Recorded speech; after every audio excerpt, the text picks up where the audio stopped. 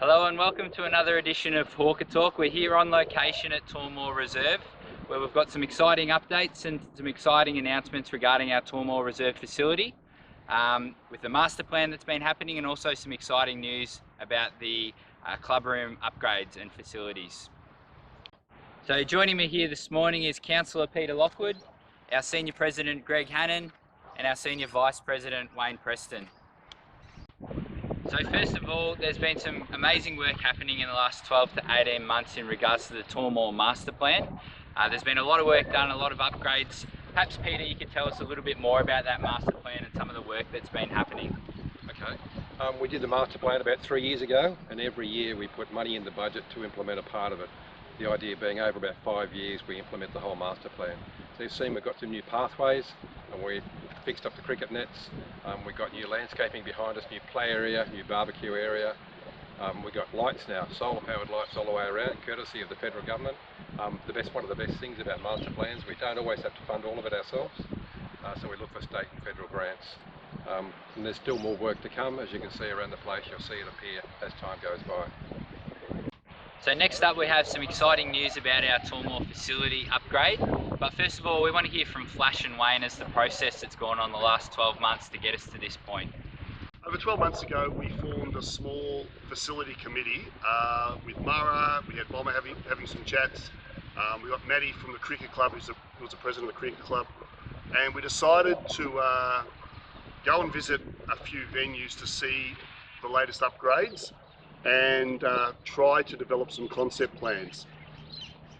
Yeah, so from going to Upway to Como, having a bit of a walk through there, we got a good idea of what I suppose a new club room looked like. We then went to Heathmont, we got access to their plans, we had a look at some plans for Casey club rooms, and combining them together, we took the good things out of it, I suppose, and went to a local architect who actually developed the concept plans. Who used to actually play at the club and drew up our original plans here. Vickers. Yeah. Yeah, so from there we got the concept plans done up, and then we started drafting our proposal. Now the proposal is a formal document that we were told that we needed to submit to, I suppose, first of all the Knox Council, then there was the local politicians. So Jackson Taylor was involved, Alan Touch. And Alan Touch. From there, we left it with them, and I suppose the next step was to, be a bit of a bug on both of them, and to try to extract some information out of them that how do we actually make this a reality. I think the key to it was building positive relationships with our councillors, with our local members of parliament, and with our federal members of parliament. And it's been very fortunate for the footy club to have people like Wayne and Mara who do that very, very naturally, and we've made some significant headway in the last couple of months. We're here today to actually announce that we've got some positive news on the progress of the club rooms, which we're going to chat to Peter Lockwood about, who's been instrumental in bringing this to where we're at right now. I guess the first thing to say about the council budget process is that we're pretty challenged at the moment. We're in a full-blown crisis, so we're working through it, and hopefully we'll get this through before the end of the year. I put to council a request to get them to price your options. And fantastic that you've done such a good plan.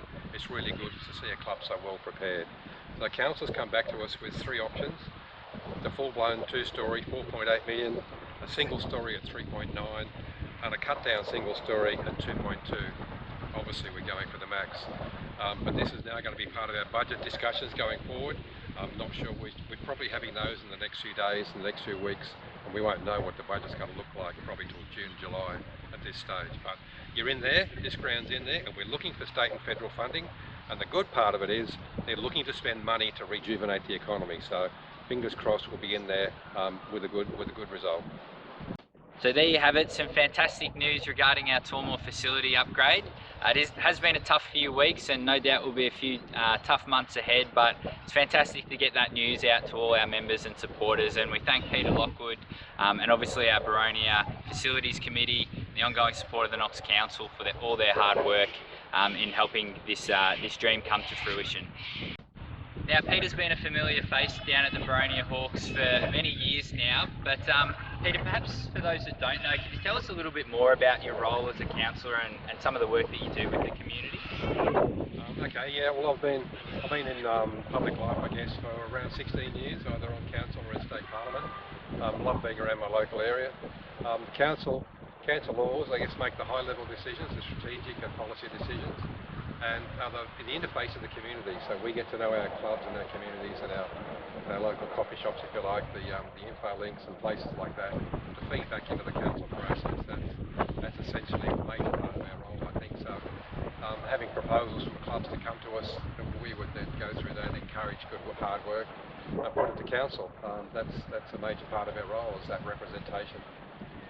And I think another really exciting piece of news that we've had recently that you played a key role in advocating for us was a finals agreement to make sure that we have finals here at Tormore for many years to come. Could you tell us a little bit about that news as well? Yeah, well, in talking to the club a couple of years ago, and Kristen was chair, he expressed the view that was year to year here for the finals at Tormore and would like it longer term. So I went into bat for a 5-year agreement with the EFNL, and they were happy to entertain that. I got council to push it, and yes, we got the result at the end of the day. To me, that was the most important outcome. I pushed hard for that, and we got it. So and we thank you again. The finals is obviously a great time of year here at Tormore. We love working with the EFNL and Troy Swainson and the team to be hosting. So we thank you again for your work there, Peter. And I guess there's no footy on at the moment, so it's a tough time for many in the community. Do you have any messages you want to send out to the local community about what they should be doing and how to keep themselves entertained in a tough time? Yeah, it's pretty tough to stay entertained, really. Social distancing, obviously don't congregate in large groups. We'll have our parks, but we don't want a crowd in the park. You see, we're practicing it here. We're doing our double arms length apart, doing our men. We encourage everybody else to do the same. Please, social distance. Keep this community safe, because if that disease really takes off, it'll wreak havoc. Thank you again, Peter. It's fantastic again to have your support in all that we do here at Boronia. We really appreciate it, and we look forward to working with you for many years into the future. Thank you. When the games get going, coming down here again for the games. Excellent. Well, that about wraps it up here this morning from Tormore Reserve. As we said, some fantastic news regarding our master plan here at Tormore, and also some exciting news about what's to come for our facility upgrade. So everyone stay safe, stay positive, and we'll talk to you soon.